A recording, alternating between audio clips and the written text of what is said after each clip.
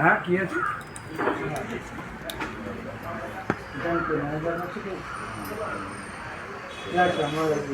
কি বলবেন, আজকে একজন ব্যবসাদারকে তো এখান থেকে নিয়ে যাওয়া হলো পুলিশের তরফ থেকে এবং রেড করা হলো, কি বলবেন? আমি দুপুরবেলা 2টোর সময় এসে শুনলাম যে জোরে শান্ত সেনকে আপনার টিভি থেকে এসে ওরা সব খোঁজ খবর নিচ্ছে।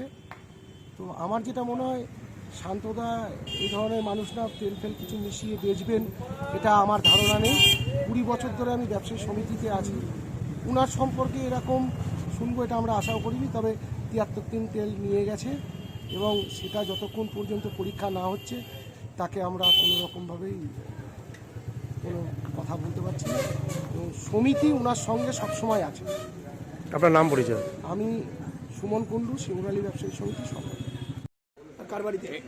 এটা অভিযোগ ছিল যে এনারা সরষের তেল বা সরষের তেলের চাইতে অন্য কোনো তেল সেটা মিক্স করে হয়তো মানে বাইরে বিক্রি হয়েছে, এটা আমাদের সোর্স ইনফরমেশন। এবার সেটা ভেরিফাই করার জন্য সেই খবরটা আমরা এখানে শিমুরালীতে এলাম। এখানে এই সেন, মিস্টার সেন বাড়ি, ওনার বাড়ির সাথে কারখানা, মানে কারখানা নয়, মানে স্টোর এবং সেলিং পয়েন্ট আছে।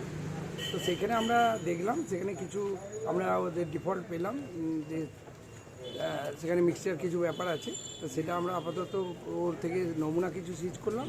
সেই নমুনাগুলো আমরা ফরেন্সিকে পাঠাবো, সেখানে কি কি আছে, ভেজাল আছে কি নেই সেটা আমরা দেখব এবং সেইটা নিয়েই আইনত ব্যবস্থা।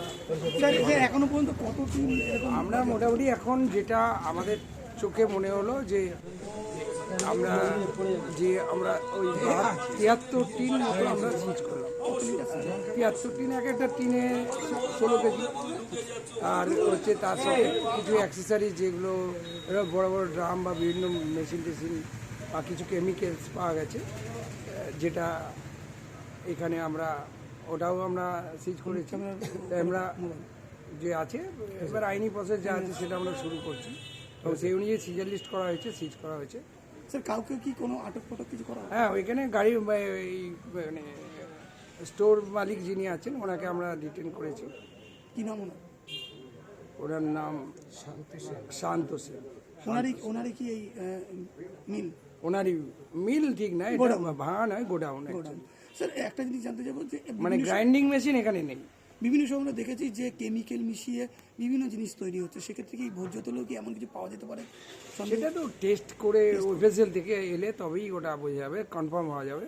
সেটা কি আপনাদের কাছে ইনফরমেশন ছিল, গোপন সূত্রে হ্যাঁ, খবর ছিল? সেটা তো ছিলই, নাহলে আর আসবো, অবশ্যই ছিল।